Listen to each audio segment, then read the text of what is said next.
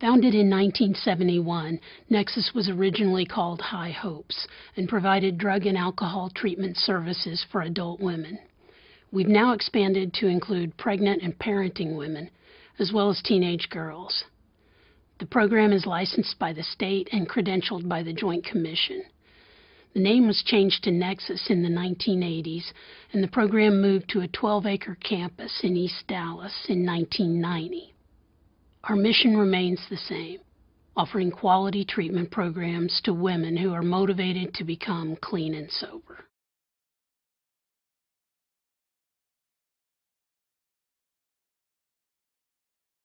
Current objective is to raise operating funds to continue our mission, sustain program services, and serve an additional 320 clients per year.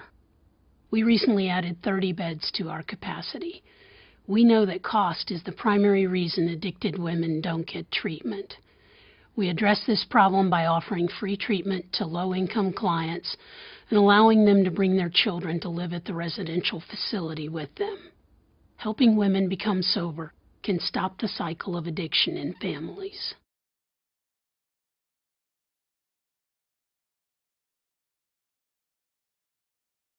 The Nexus program is gender-specific for women. Women are invited to bring their children into treatment with them and no longer have to feel guilty about attending to their own health. The children respond so well to the structure at Nexus that the mothers become more motivated to stay. We've created a culture of caring. Drug treatment isn't so much about how to quit using drugs as it is about how to live your life without them. We respect our clients and we work hard to restore their feelings of hope and self-respect.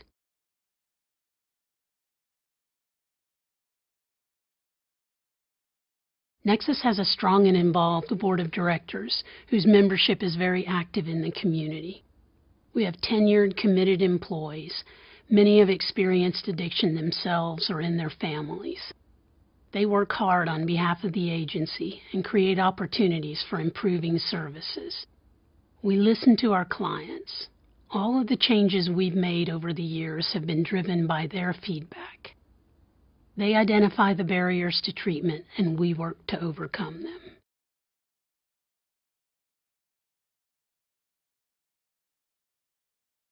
A key process metric that we look at is program completion. Our goal is to have completion rates over 70%. Our most important outcome measure is sobriety. We evaluate sobriety 2 months after the client leaves their last level of care. About 80% of our former clients maintain their sobriety. We measure the impact of treatment using a validated behavioral assessment tool called the BASIS 24. It's administered upon admission to our residential programs and again at discharge. It measures the impact of treatment on 6 domains: depression and functioning, relationships, self-harm, emotional lability, psychosis, and substance abuse.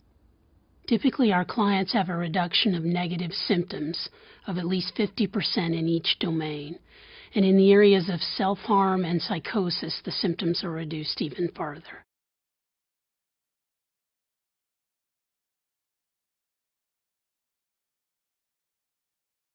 Many people think that addiction is uncommon and that it occurs in bad people or minorities or poor people.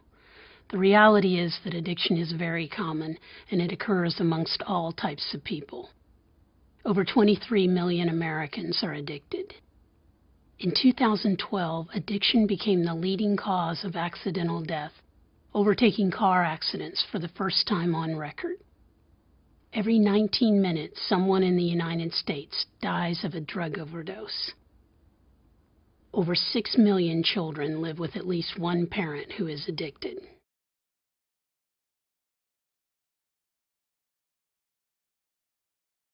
When we moved to the larger campus, it allowed us to increase capacity.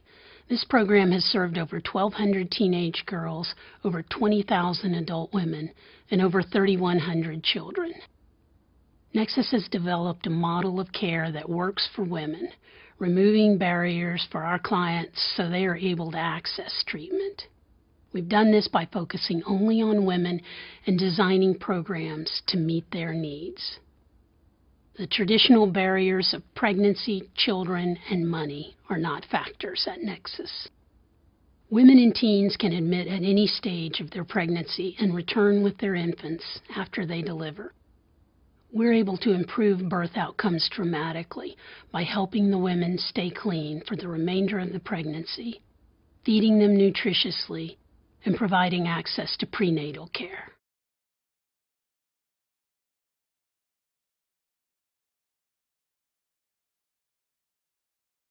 Our greatest historical challenge as a drug treatment program is overcoming the stigma surrounding addiction. People are not generally inclined to be sympathetic to alcoholics and addicts, which makes it much harder to raise funds for their treatment. What people need to understand is that the majority of female addicts were sexually abused as children, and they used drugs to mask their pain.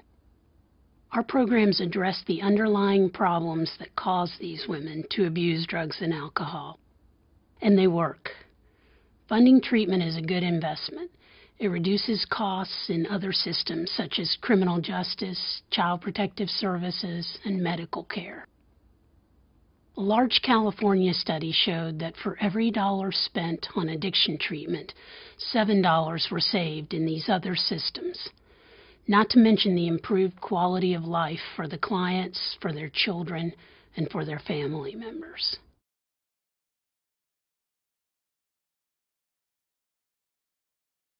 With additional resources, we would extend residential stays. Under our tightly controlled managed care funding in the Dallas area, many of our clients are forced to leave treatment before they're ready. We would like to have the client's progress and needs be the main driver of our length of stay. The managed care company that oversees addiction funding will often only authorize brief stays. When a client has been using drugs for years, a quick fix is an unreasonable expectation. We would like to allow clients as much time in treatment as they can benefit from, followed by long-term involvement in a well-developed aftercare program.